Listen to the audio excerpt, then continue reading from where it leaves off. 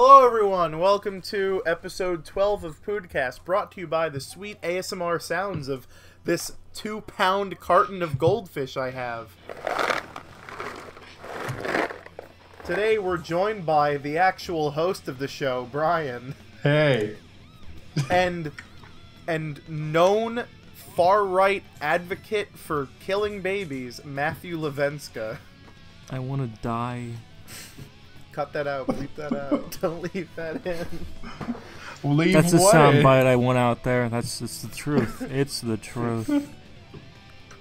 Well, I edit the truth on this Poodcast. So, as we all know, Poodcast is a place where we love to come together and talk about recent political events, especially major ones in the American House of Representatives. Guys, what do you think about pineapple on pizza?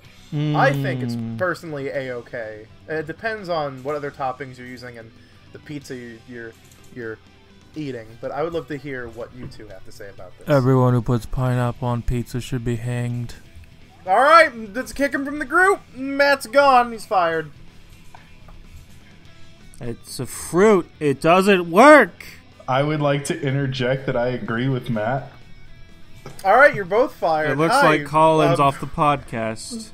It's just going to be two boring people droning on about how good Persona fucking is. Bible Black is. My favorite episode of Bible Black. You've all heard of the shotgun scene, right? Have you guys ever heard of a film called Anatomy? I think... Matt, Yeah? were you losing your shit?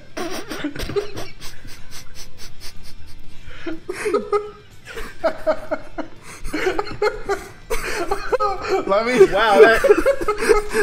Matt...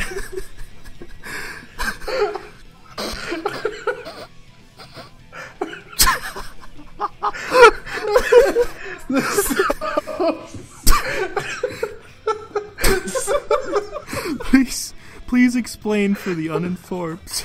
the shotgun scene? Let me tell you... I've never heard of this, so I want to hear. I can't tell you, it's too mind-blowing. Bleep it out in editing, and just keep in the reactions. Do it like we did with You Know. Sure. Matt, you know the shotgun scene, don't you? He knows it, I don't! Tell me your secrets, Brian. Matt, as you know, I live in a family neighborhood. Please explain for me.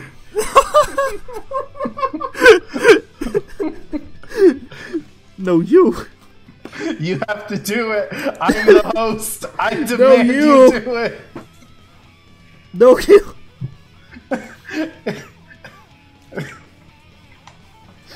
Have you ever wanted to take your kink to the next level?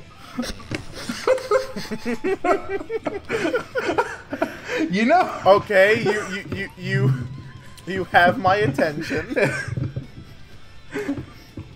Some women use dildos. Some use vibrators. But what if you took it to the next level and used a shotgun instead? You see, that's nothing. There's this little film called Anatomy of Hell. And What is Anatomy of Hell?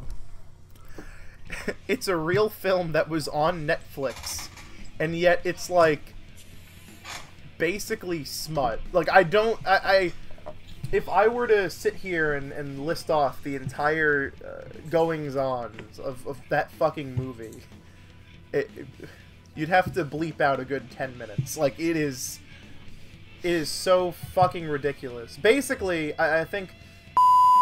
That reminds me, there's this, what is it? There was like this 1979 movie about, like, I think it was like a Roman ruler?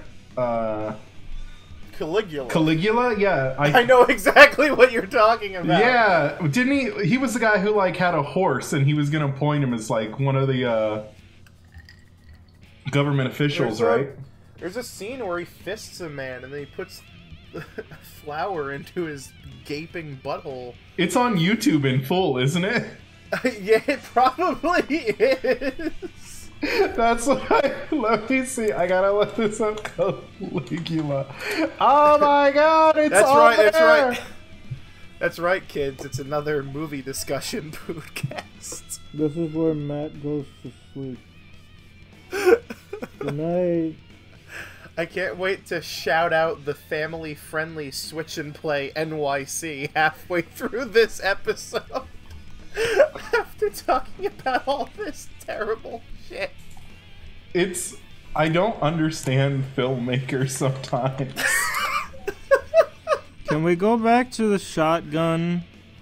Yeah, could you please explain this, Brian? So, as I explained, this guy just takes a shotgun, sticks it in her, and then pulls the trigger. And it's all like, what the fuck? Like, what was it? In the movie Caligula, doesn't a girl have sex with a snake? I think so. Like, just take... It's been a while since I watched Caligula. I don't know if I want to watch Caligula. I don't even know how it's on YouTube. You want to With talk 8 about million a woman views. having Might be sex the, with a snake? How about I just sleep on this pillow? Oh yeah, I forgot. Matthew is asexual. He doesn't like... What? Who said he that? doesn't- You did. What? Yeah, you told me. We were playing Call of Duty Modern Warfare 2 once, and you were like, "Don't tell anyone, but I'm asexual." Man, the FAMAS in this game is really overpowered. Okay, Don't so tell moving anybody, on. But I have no interest in anyone except Yogi Bear. Only the Dan Aykroyd version. I feel like this podcast is brought to you by Metal Gear Survive. We'd like to thank our sponsors. We'd like to thank our sponsors, Konami, for.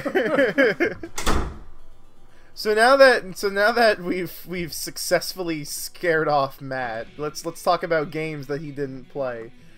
Puyo Puyo Tetris finally came to the West recently, It's pretty good.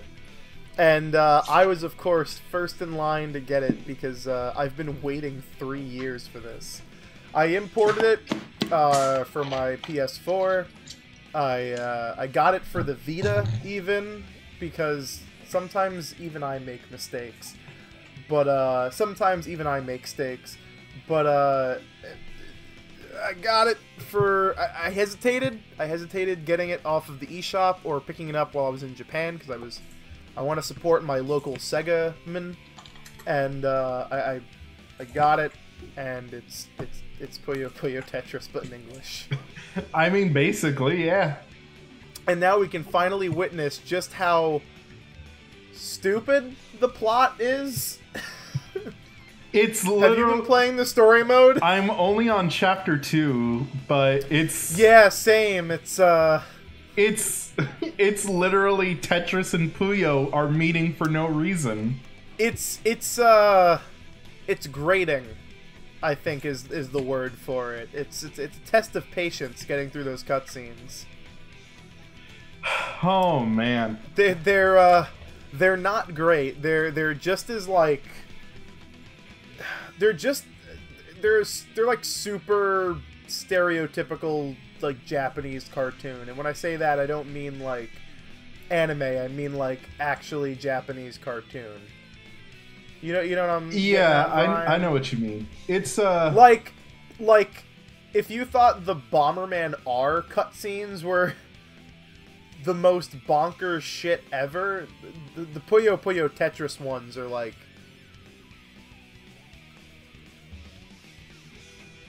Oh my god. Sorry folks, technical difficulties. This episode is brought to you by Bing Bing Bingo for the Super Famicom. That's right. That's right. Get a copy of Bing Bing Bingo for the Super Famicom on PlayAsia.com. Brian, put the box art of Bing Bing Bingo on the screen. Hey, look, we miraculously brought back this Mormon from the dead. Hello, Mormon. Hey, look at that. We did it. Alright, so going back to talking about Puyo Puyo Tetris, if you thought the Bomberman R cutscenes were, like, fucking unbearable, the Puyo Puyo Tetris ones are even more so fucking unbearable. The art style is not good. And the animations aren't good. Granted, it's a puzzle game, so who gives a shit? You'll probably spend more time playing, like, the actual puzzle game part of it, but I mean, hey, if they're going to include a story mode, we might as well talk about said story mode. It's the most ham-fisted story mode I've ever seen. Yeah, pretty much. It's just kind of there. It, like they create these Tetris counterparts for the Puyo Puyo cast, because Puyo Puyo is like a legitimate series in Japan. Yeah, like Puyo Puyo has a lore. Like, you can buy earlier entries in the series, and you'll recognize these characters are there. Yeah. And so because Tetris doesn't have that, unless you count like that PS2 Tetris game with the story that had like an eyeball block. No, that's like thrown out the window, and they literally just create Tetris counterparts for the Puyo Puyo cast. Like, there's this Puyo Puyo mascot animal, and for no reason, Tetris has a Tetris mascot animal. It makes no sense. They even have a main character that's just out of fucking nowhere. And the idea is the story mode goes between you playing Tetris and Puyo Puyo. I'm sure near the end of the game it'll be Fusion, because that's a game mode that exists for some reason. Fusion is the absolute worst game mode of the bunch. I'm pretty sure if you give it more time, it might be more appealing, but it's harder to enter like that meditative state like it is with. I think Swap and Big Bang. I mean, aside from regular versus mode, I think Swap and Big Bang are like the real cool guy ones. It's my friends fucking hate Swap, but that's also because, like, if you're bad at one puzzle game but good at the other, like, Swap will fuck you up. But I think that's also what makes Swap great, is that it's the best way of learning both games. Yeah, basically. Trying to combine them with Fusion is not good. It doesn't work because what you can end up doing is that if you're good at one and you're bad at the other, you can use, like, your time, say, in, like, Tetris to rack up those good-ass combos, but then use your sweet time in a Puyo Puyo to just, like, survive as long as you can. Yeah, basically. Like, I'm pretty bad at Puyo. I'm learning it bit by bit, but, like, a lot of people... Yeah? As somebody who really likes Puyo Puyo and can only play Tetris on the highest speed because it's boring otherwise, how would I like this game? Probably a lot. Okay. It's super customizable in terms of... How fast can you make Tetris? That's my question. Super fast. You can change the speeds Fucking and everything. good. There's handicaps and all sorts of good stuff. Yeah. I have I played Game Boy Tetris for a while back in the day, and I could only play on level 9. It's real good. It's yeah. Yeah, it's good. They took two puzzle games that are really good, but as I was saying before, like, I'm guessing Puyo Puyo is harder to us because we just, like, we're, like, us Baka Gaijins are not as familiar to Puyo Puyo we haven't spent... as we are Tetris. Like, the only one we've really gotten is, like, Dr. Robotnik's Mean Bean Machine. And right, and we've not been playing that for the last 20 years. Though, if you're, like... If you're like me and grew up with friends who fucking love Dr. Robotnik's Mean Bean Machine, then, like, you're familiar with Puyo Puyo, and Puyo Puyo is not hard to figure out either. It's really easy to get a grasp of. It's really just about learning how to, like, build up mega combos, the same way about how Tetris is about building up the Tetrises. I mean, it's killer that they released it over here the same week as Mario Kart 8. I still don't know why they did that, but otherwise it's still, like, the best puzzle game out there. and it even has online multiplayer for if you don't have friends over, you can. Best puzzle game? It's not better than Trauma Center. You fuck off. You'd be surprised. No. Speaking of which, Mario Kart 8 Deluxe has been out for a while now. That is a thing. That is true. That did come out recently as well. And I was first on the scene to get it. I went to a concert Friday night in Jersey. And to get to Jersey, I gotta go into New York City. And I decided, and when I go to New York City, I like to make a day out of it, because I just like going to New York City. And so when I was there, I was like, oh yeah, Mario Kart's coming out, so I'll just like go pick up Mario Kart at a Best Buy. And I'll bring my Switch with me so I can play it. And so I did. And it was around 1:10, 1:20 in the afternoon where I was at the Nintendo New York store at Rockefeller Center. And I was like, man, I got like 4 or 5 hours to kill before this concert. Like, what should I possibly do? And I opened up Twitter, and the first thing I saw was a post by Switch and Play New York City, which was previously known as Street Pass NYC. And they were just like, oh, we're having a Mario Kart 8 Deluxe Switch fan meetup at Rockefeller Center underneath the Nintendo store at 2 p.m. And I was just like, well, I'm there. And I did. So shout outs to those guys. They're real neato if you're in Rockefeller Center every Friday at 5 p.m. Yay. Go check them out. They're really nice. They really are though really nice dudes. It was actually a lot of fun. Like, I spent like 3.5 hours there, and I think like there was like 15, 16 people total.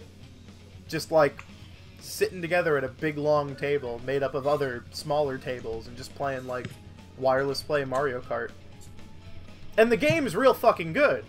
Yeah, they added a lot of little improvements that make the whole experience a lot more enjoyable. And like,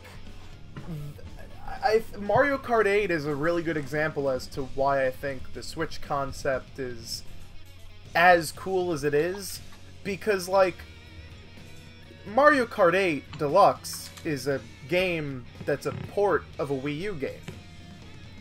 But it's like, and the Wii U is, it's a full beefy console. And the Switch is running the game at a higher frame rate, higher fidelity, and all that good stuff, right? Mm-hmm. Like, compare that to, like, Mario Kart 7 or Sonic Racing on the Vita. And, like, you have, like, these, like... Previously, if you wanted to play a kart racer on the go or any other video game, it's usually just, like, chopped down handheld ports. But, like, being able to play a full Mario Kart game compared to a chopped down handheld one, which there is a difference, is like... It's a whole new world, basically. Yeah, it's really good. And it's fast, it's fun, and I had a blast. And it doesn't also kill your battery like Breath of the Wild does. I don't know why either. Yeah, they're both Wii U ports. That's because it's less demanding overall. I guess because it is shooting Mario for Kart 60. On the Wii U, Mario Kart ran at 720. But Breath of the Wild ran at below that still. So that's a good like show point to show just how much more demanding Breath of the Wild is. Yeah. But also Breath of the Wild is a big, giant, big boy world. It has to load and keep rendering at all times. It is a way more demanding game, so that's why it would take up more of the system's power and battery life. But it's still, like, fucking great looking. Yeah, it looks really good. And the Switch screen, it looks fantastic. And, I mean, yeah, it is the same game I played a year or two ago, but now it's portable. And the way I look at Mario Kart 8 Deluxe, great, yeah, is it's Mario Kart 8 except they actually finished it this time. Yeah. They didn't hobble together a battle mode. They fixed it. They listened to fan complaints. It's the Mario Kart 8 that should have been released back when Mario Kart 8 was released. And also with a shitload more just stuff with with all the DLC and everything. Yeah, which is like the amount of levels, even with DLC, like Mario Kart 8 with all the DLC is like a Mario Kart game and a half worth of fucking content. Like, it's ridiculous how much stuff is in it. Yeah. I heard there's a new mode or a new feature that holds the A button for you. Is this true? So, because that's a godsend if it is. So let me kind of explain. Okay. So they have smart steering and auto acceleration. Okay. Smart steering is turned on by default, which I think is it's fucking because it's so weird because when you start up the game and you're like, wow, there's a lot of track magnetism, and then you realize, oh, it's because they turned on this feature that basically keeps you on the road at all times for the most part. And then auto acceleration basically boosts your car when you should be. But really, it seems like these two features, because a lot of people have been saying, oh, it basically makes the game play itself. And in some respects, it does do that.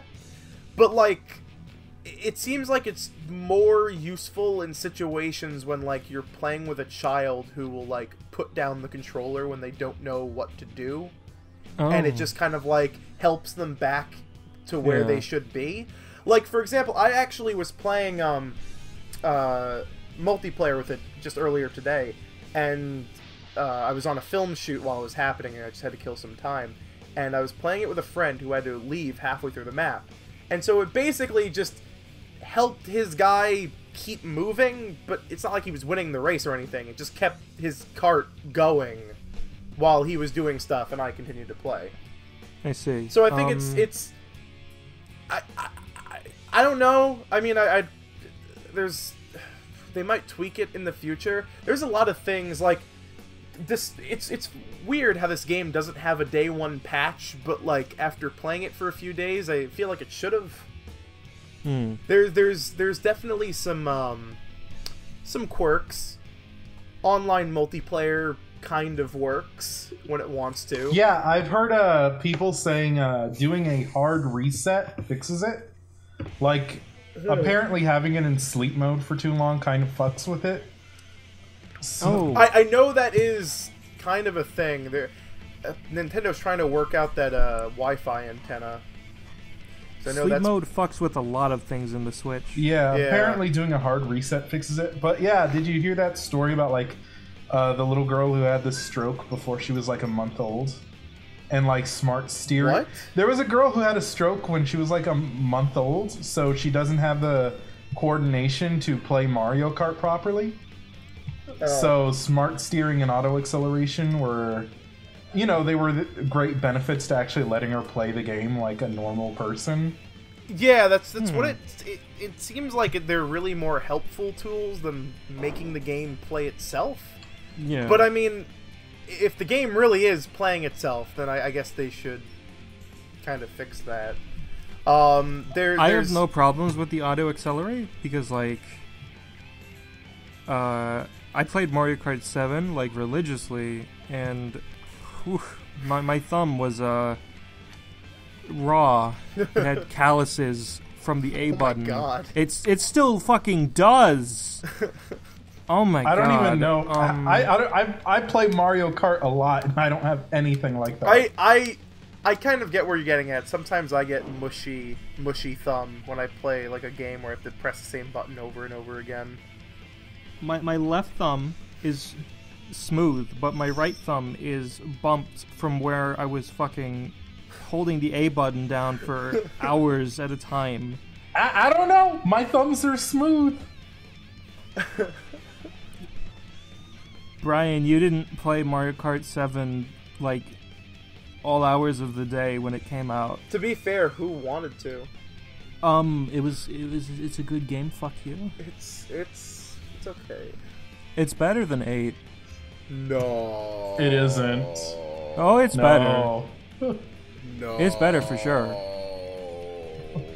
It isn't.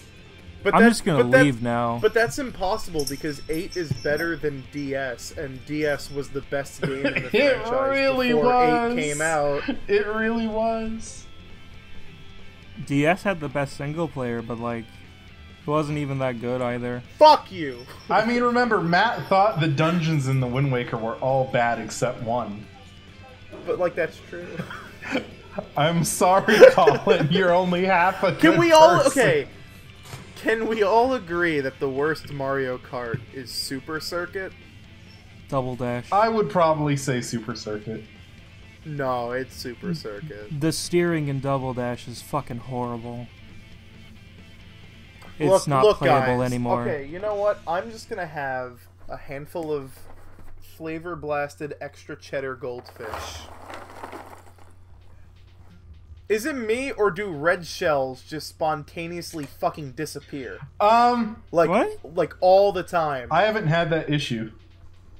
There's been just times where it'll be like, oh, there's a red shell on your tail, and then just like a second later, it's like, nope. See, I've had moments where a red shell's like tailing me, but it accidentally goes like off ledge, hits another player, hits a banana, or Yeah, that's like, it just seems like they just go. I mean, I don't know because I rarely. you have to look behind remember, me in like Mario people Kart, have but- way more items now in Deluxe, so there could be Yeah. more items on the map.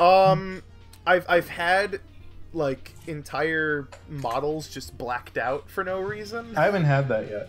I did have a few Entire internet models connection blacked issues out. at first, but though I've noticed like with the Switch, like for like the first 2 minutes, internet connection is like really sloppy, but afterwards it like somehow establishes a solid connection, and then like it's smooth sailing. That's usually the case with everything. But I've though. never had that issue with anything other than the Switch.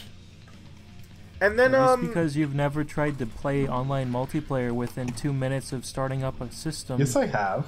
and then probably the strangest one yet. Well, not the strangest, but one of the more like interesting quirks is that the Miis don't emote at all. Yeah. They're completely static the entire game. People are wondering if it's a bug or a clash in how the Miis work on Switch. I'm sure it's a clash with just how, because like Miis were like baked into the console on the Wii U. Is there a Mii Maker on the Yeah, Switch? it's really Does it have the same functions? kind like they're there. They don't look exactly the expressions are still same. there? The mouth? Yeah, I think they're all there. It's kind of shoved into the background. You kind of have to go out of your way to find Yeah, it. you kind of have to like dig into the system settings or the profile settings to find it. It's really not as like major as it used to be.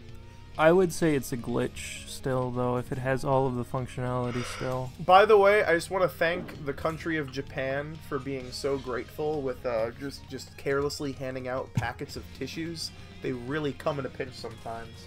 I just had to like blow my nose right there for a second, and I was just like, How oh. many packets of tissues did you take home from Japan? No, I don't. Sometimes I import games and like fucking, or I'll just order something from JList or something, and it'll just like have a packet of tissue in it. I have like 5 I packets see. of tissues in here. You should send Matt the entire I, series of Bible Black.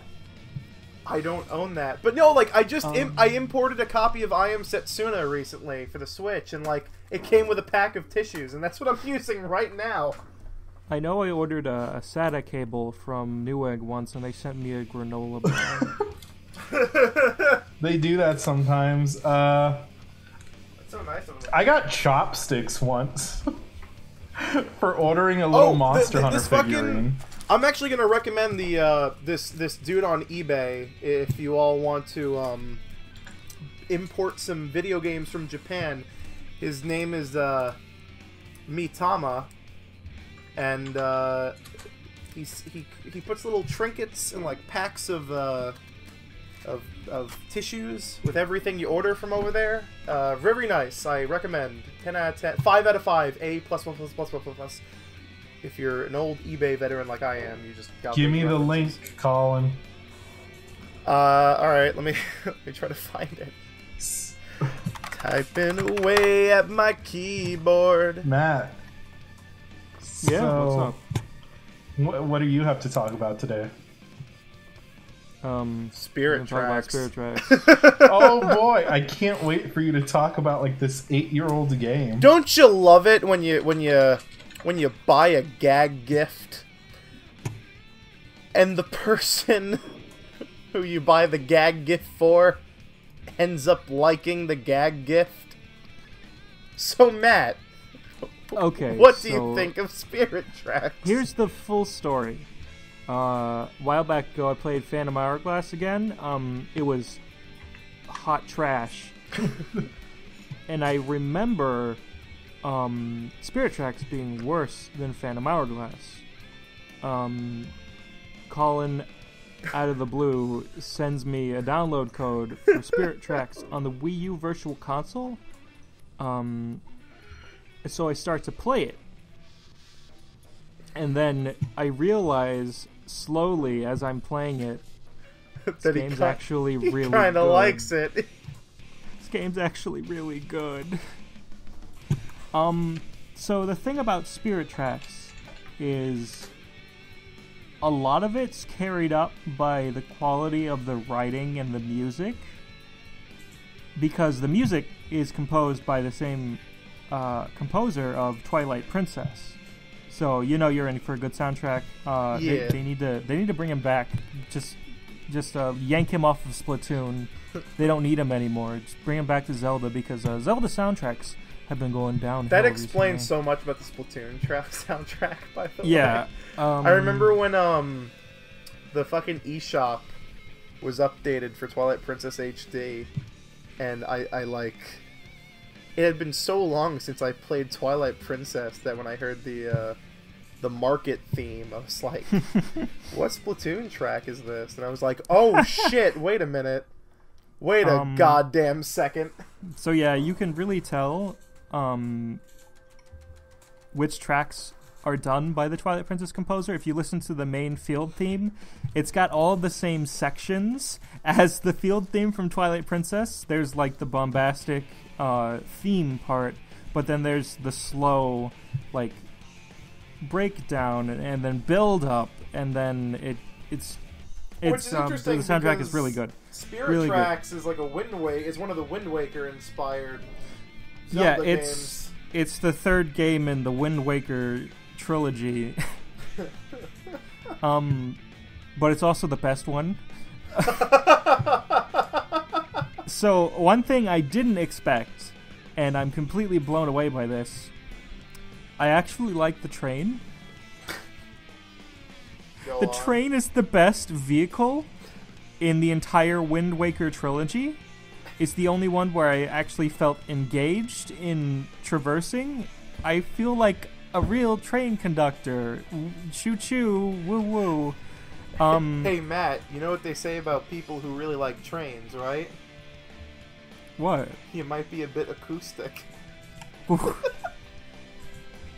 But yeah, the dungeons are just okay, but the game overall is actually really good. Like if the controls weren't terrible, this would be one of the best Zelda games. I'm not even kidding. I'm not exaggerating. It's actually really good. It's just held back by the terrible design decision to steer Link with a fucking pen instead of a perfectly good D-pad. I It's can't right there on believe the how left. fucking expensive that game is nowadays, though. Yeah, it's, I went DS games, the good ones at least, have gone way up. I was at Book Off, which is a great place, and in New York City, not in Japan, but it's easy to get the two confused. But yeah, no, I was just like looking at some DS games, and they had it was fucking $70. Last time I checked, my favorite DS games, the Kyle Hyde duology, which is Hotel Dusk, Room 215, and Last Window, The Secret of Cape West. Hotel Dusk you can find pretty cheap because it was like actually a bargain bin title, because NOA fucking is the worst company ever.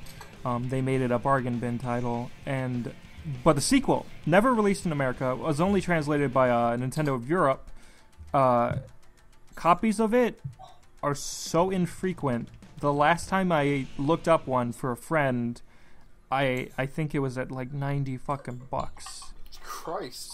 So, and the best part about those two games, they have special, unique features that use the touchscreen that you have to literally glitch an emulator in order to get around.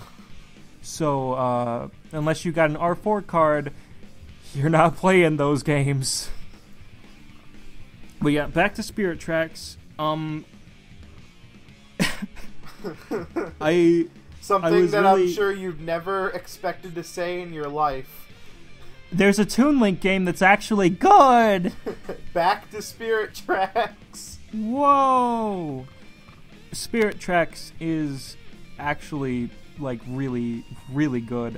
The Wii U Virtual Console... myself a copy of it. The Wii U Virtual Console release is really weird. Yeah. It has some issues with freezing, but the thing is, unlike the N64 and SNES, NES emulators on the Wii U, every other emulator, the DS Virtual Console releases fix frame rate issues. Because there are encounters on the overworld. You can encounter, like, pirates. Whenever those pirates came on screen, I specifically remember on my old DS in 2009, the frame rate would just dip completely. Yeah. But in the Wii U version, it stays rock solid at, I think it's at 30 FPS. It could be 60, I don't know. Feels like 30. Let's get I Digital think Foundry on the case. get Digital Foundry to review a DS game. But yeah, they fixed the frame rate issues, which is really bizarre because this is the first time I've seen this on a Virtual Console release. Yeah. The last thing about Spirit Tracks I want to say is, even though the game's really good, it looks like hot garbage. So, whew. DS games have not... They're not exactly good looking. The only one that looks kind of good is Kingdom Hearts 358. Like, Primal Hunters looks great upscaled, but... Prime Hunters actually holds up pretty well. Yeah. There's a the lot of Kyle games Hyde that games hold up pretty well because they're mostly just artwork. Yeah. Phoenix basically, Wright. whatever game uses 3D heavily that doesn't have a good art style, because Spirit Tracks has a pretty bad art style. Any game like that usually doesn't hold up well anymore. I like the way the world looks. It's just the texturing and the modeling is really bad.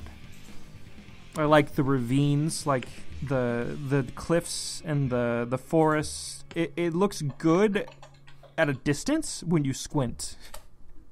So yeah, Spirit Tracks is actually a pretty good game. I don't fucking believe myself. Amazing. Whew. It's not the best handheld game. That's still the Minish Cap, but I'd say it's that back like the fuck. top 3, maybe top 5. Minish Cap is still the best handheld game. It's the best. Link's Awakening is second. And then after that, I'm not really sure. But yeah, Spirit Tracks is pretty good. And Brian, are you still there? Yeah, I'm still here. I just got Sammy sending me messages. Apparently, she is sad and drunk. Oh. Oh, well, tell her to shut the fuck up. We're recording something important. I mean, I kind of want to tell you guys to shut the fuck up because you think Wind Waker is a bad game. Well, it's not a bad game. It's just okay. It's better than okay. It's amazing. Only if you really like the art style. Or you like good game design. Good game design. God. What are you talking about? The fucking game shows you how to solve its own puzzles. What are you talking about? This isn't Skyward Sword. Skyward Sword doesn't show you how to solve its own puzzles. Wind Waker does. It pans the camera oh my to show you which switch to hit. I don't know why you're describing Skyward Sword to me as though it's the Wind Waker, though.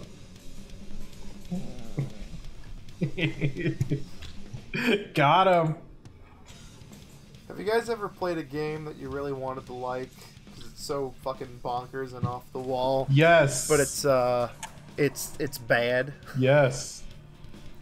I played Yeah. a little game over the last week. I bought a bunch of games when I was in Japan, and I brought them back with me. And one of them, I pretty much played all of them with the exception of 2. And I streamed one of them last week, and it was the most bonkers shit ever. It's called 10,000 Bullets, or at least that's the title they gave it when it got a English release only in the UK. It never got a US release, but it was released in the UK and in Japan.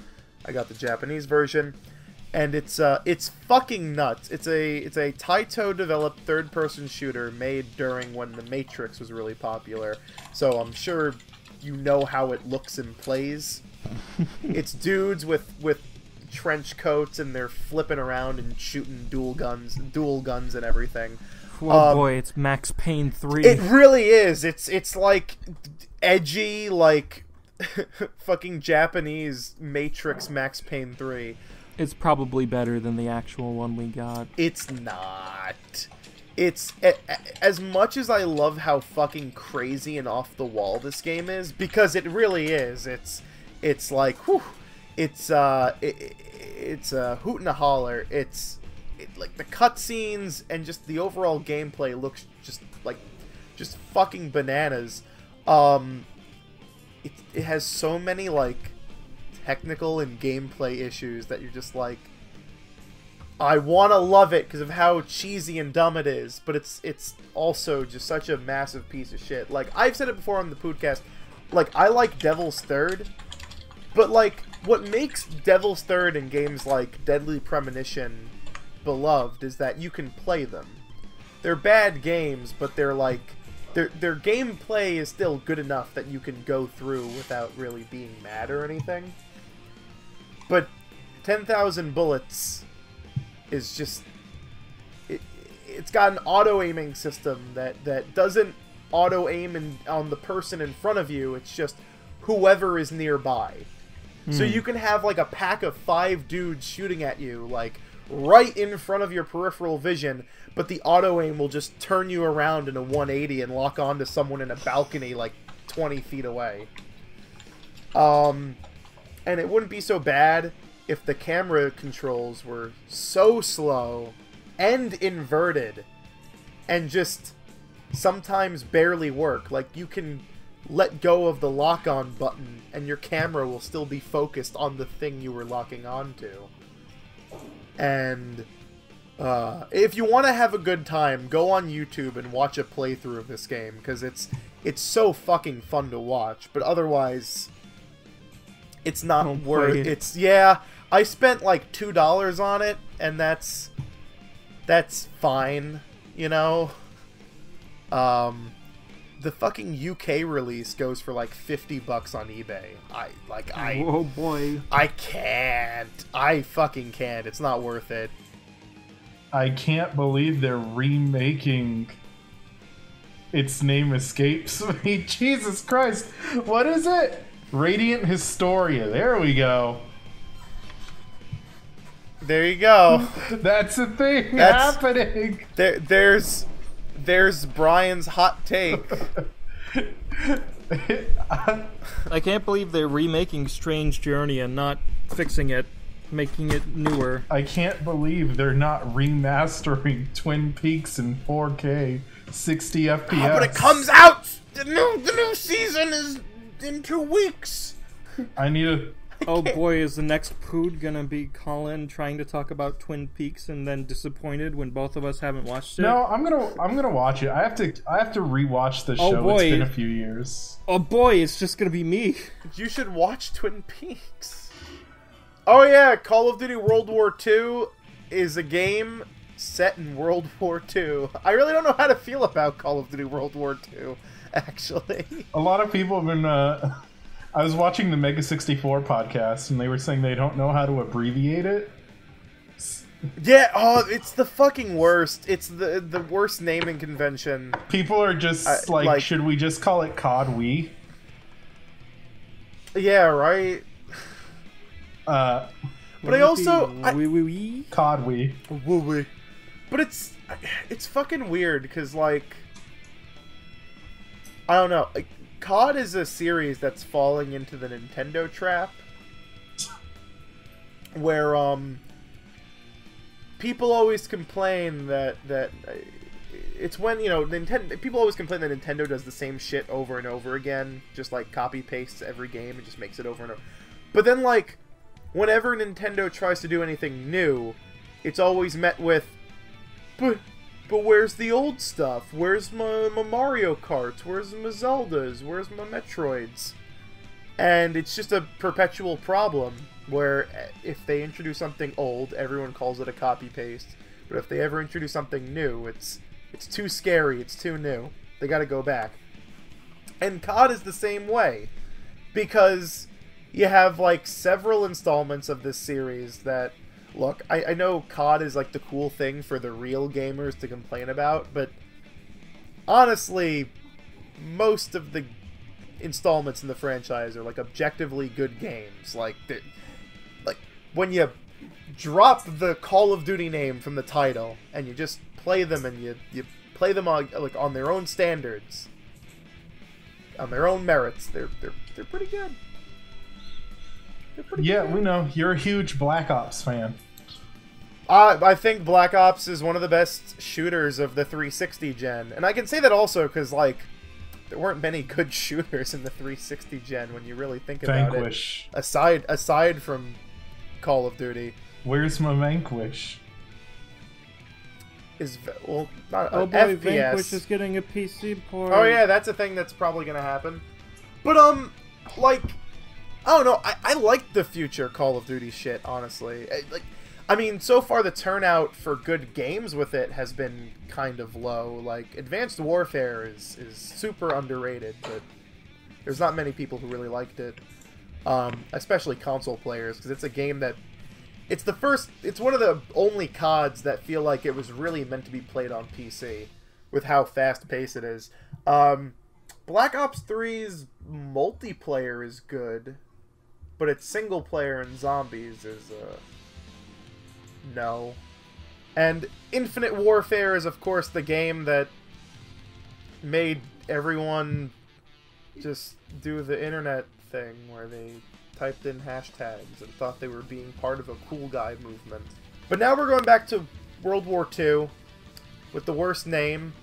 And I mean, I looked at the trailer and it looks like a Call of Duty in World War II. It basically looks like World at War, but set on the Western Front, and I don't know what I was expecting, honestly, other than that. I guess we'll have to see at E3 when they do the inevitable, like, 6-minute single-player demo at the Sony conference. And then in August, they released the multiplayer review. I really hope Sony doesn't do a live orchestra again. They probably will. Because, like, the thing I hate about E3 presentations is whichever company is doing the best tends to, like, do an orchestra.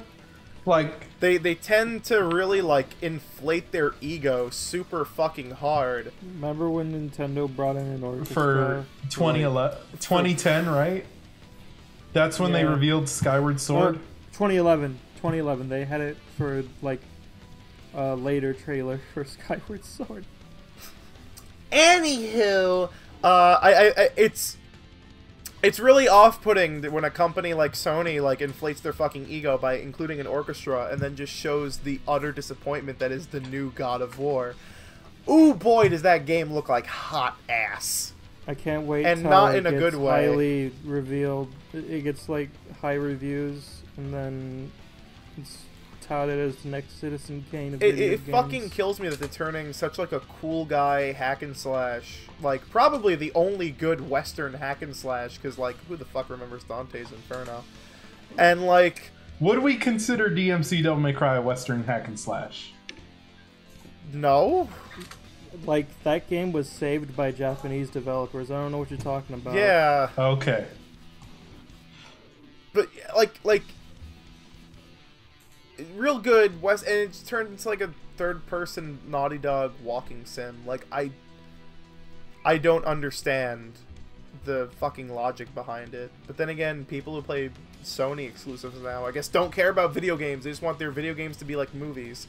So that's why the fucking Last of Us sells. They're turning a fucking psychopathic, god-killing god into he's a relatable, empathetic He's father. a father figure now. It's not a game script. It's a script.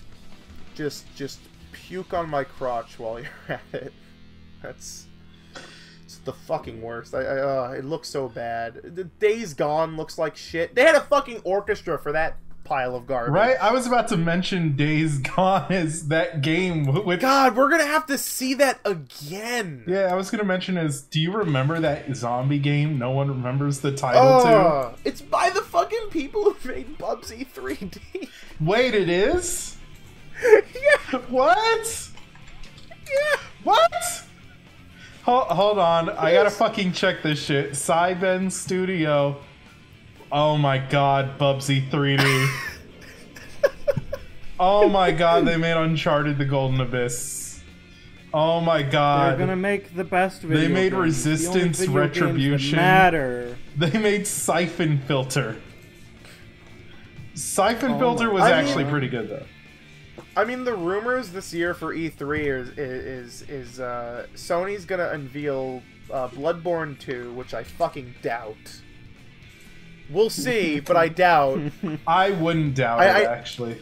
I know, because From It Software... might not be called Bloodborne 2, but it's gonna be a sequel to Bloodborne. You know, over the last week, we've got 2 really good videos about, like, the Wii U. Actually, we got 3 really good videos, because Arlo just released a video on the Wii U earlier today. What was his about? But, just how he liked some of the games on the Wii U. I don't... Okay. It was like nothing. But, yeah, Super Bunny Hop and Green Ham Gaming both did pretty alright videos. I like both of them, and I liked both their videos. Did we just endorse Greg Woodsman? Yeah, Greg Woodsman of Super Honey Pop, yeah. You can look forward to Brian's Not Wii U video eventually. Look forward to my Wii U video that I released like a year ago. I don't want to do a Wii U But yeah, one. no, Green Ham Gaming released a video on, like, the specs of the Wii U, and it was super interesting. Most of it's, like, information you can find online, but usually, like, when you look that shit up, it's mostly, like, hearsay. Yeah, like something you don't And really ju- have a good grasp for. Yeah, like, he really seemed to, like, take all of his sources and put it together and make one really defining video. And, I mean... I think the visual imagery definitely helps you better understand exactly what he means. Yeah, because he puts up, like, actual specs and... He shows you where, like, each chip Numbers is and located stuff. and how they all work together, yeah. Because... basically the way he describes it is... I love his videos a lot. I think Green Ham Gaming needs more subs, but... Yeah. That's just like, the me. way it's presented, like, you can clearly tell this was just, like, a console that was made inferior by a shitty CPU. But, like, it's so curious about the GPU, because the GPU is, like, real fucking good. Yeah. It's a real good GPU, and, like... I don't know. There's no doubt in my mind that the Switch is able to run AAA games. Well, yeah. Like, the more I kind of look into the Tegra chip and what the thing is able to do and run, the less, like, I go, like, oh, maybe they just can't get the new COD to be able to run on the Switch. Like, I'm pretty fucking sure it can if they're able to get, like, the Vulkan API running on the Tegra X1. But I digress. The only thing in the early material that worried me about the Switch's graphical capabilities is, oddly enough, Mario Odyssey.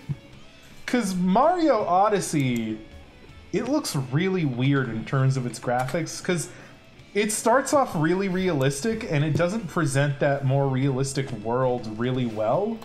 But it's also a game that just has a really kind of jarring art style in some levels. But yeah, because like when you go to like the Day of the Dead inspired place, right? Like the Mexico. Yeah, that looks really nice. But then it's like you see Mario climbing these walls with like what look to be really low res textures on the walls, and that's the part that worries me. Not the rest. It also could just be the fact that it's an early trailer. Yeah, it could be that. I hate to be that guy, but if you've seen enough like early Nintendo trailers, they have a tendency to look only like half as good as the final game. Or better. Anyone remember the 3D Land reveal? When it was just called Super Mario 3DS? Yes. It looked rough. Yeah, but then it's like, remember Xenoblade Chronicle X's reveal trailer?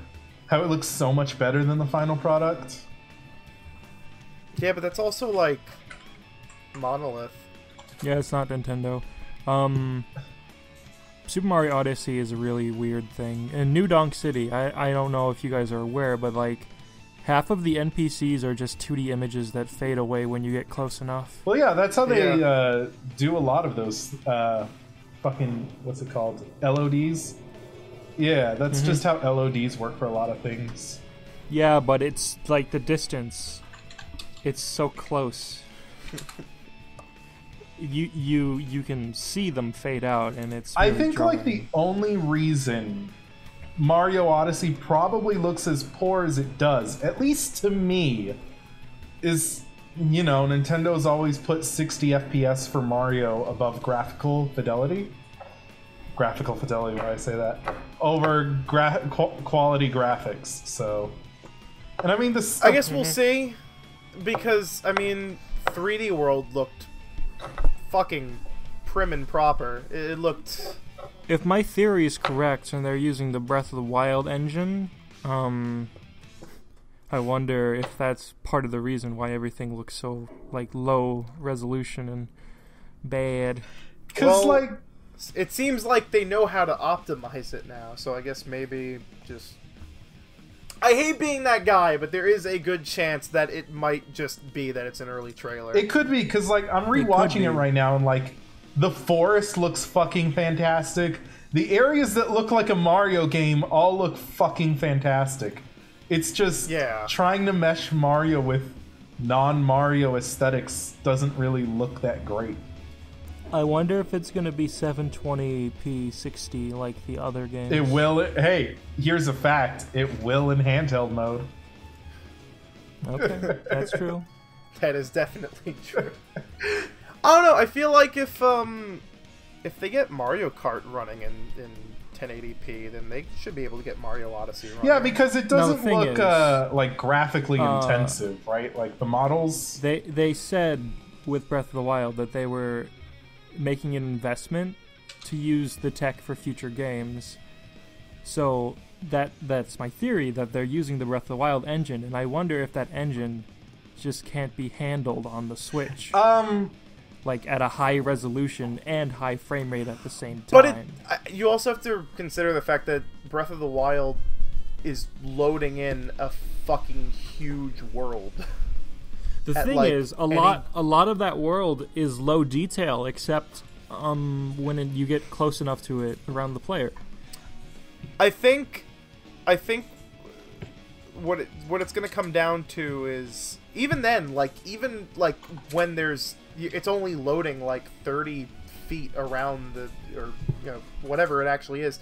There's still a lot of shit being loaded, and like I don't think Mario levels are going to load that much and beyond. Even if not the whole, even if the whole rest of the world is being loaded in low detail, the view distance of a Mario game is going to be way, way smaller. We'll see. I don't. Yeah, that cityscape looks pretty big to me. They kind of show it from above, and like, it doesn't even. I don't think it's going to be as large as like the Great Plateau, is what I'm trying to say. Yeah, it definitely won't be. like I think it's gonna be less RAM intensive and You'll see, because like with I guess we'll see. I guess we'll see at E3 when they with the spend 10 minutes cityscapes, they would talking need about it. like a lot of reflections for the windows and the Yeah, but buildings. they could It also- would just be more intensive. But they could also hide like lower distances behind like the 30 buildings you're gonna be walking in front of. It is curious that like we're hearing stories of Capcom having the RE engine run on the Switch, but we don't have an RE7 port. I feel like I mean I don't want to be that guy that's gonna be like wait till E3, but I feel like there's gonna be a lot of things announced at E3, at least in just quick port stuff. But I don't know. I mean, they should be announcing their plans within a week or two, right? Yeah. I think it's confirmed it's gonna be a direct. Yeah, it's gonna be a direct, but they might have like the show floor thing again. Not the show floor. Yeah, the show floor, but not a presentation. Just demoing. I mean, we games all on a live stream. It's again. so much cheaper to Again. do a direct or a digital I event. think they're gonna do a direct. Yeah, I think They're gonna do a direct and then the show floor. I wonder if they're thing. gonna get Mega 64 to do another one, but after last year, I don't know. They didn't have. Fucking hope not. I'll be honest. I like the Mega 64 collaboration videos. I think they're real neat. We got Robo Reggie. We got the Reginator out of it. It was so good. I love like how the directs have like lore. like Bill will be fired in one direct, and then he gets like shrunk in the next one, and then he gets like hired, but he's eating all the donuts in the one right after. Which was the one he got like shipped off to another country with bananas, right? That was the one when they show off the new Galaxy 3DS. That's right. And he had to like get clean and shaven really fast to present it, right? Yeah. Bill. Like, I like how I was rewatching that bit recently, and I love how you can tell that like they had to pitch shift Reggie's voice because he can't actually make his voice any higher. oh, by the way, for anyone watching this, if you can find us a picture of Reggie while he was working at Pizza Hut or VH1, please send it our way, because it seems like between his high school photo and his time working at Nintendo, Reggie just doesn't exist other than what Wikipedia will tell you. He's a fucking enigma. It's like he slipped into a coma and they just filled out his wiki bio. They just woke him up to become part of Nintendo. They woke him up. He was the first experiment for the Wii Vitality sensor. Oh no. Is that why they canceled it? Because it was a massive failure? The Wii Vitality sensor can wake people up from their comas. From their stasis. But we don't want people to get a hold of that technology. It was so successful that they just rebranded it as a normal Vitality sensor. They're selling it under a different company name. Okay. Amazing. But yes, if you can find a picture of Reggie or a video, because we cannot. Oh, and if you can find me this video, there's like this really old video I used to watch of like Reggie, and it would like have pizza in this video, and it's like bringing them slowly together as it's playing Careless Whisper, and he's doing PR speak. If you can find me that video, that'd be great. I want to see that video again. It's been years. It was so good. Well, I think it's safe to say that Brian's channel is going to be blocked from any future monetization thanks to YouTube's new ad policies. I hope you had fun listening to tonight's Pood, and I hope Brian has as much fun editing it. I didn't have any fun. Good night, everyone. Good night, everyone. Brian, any... Don't fist Android girls. Yeah, that seems about right. That seems like a good way to end it. And,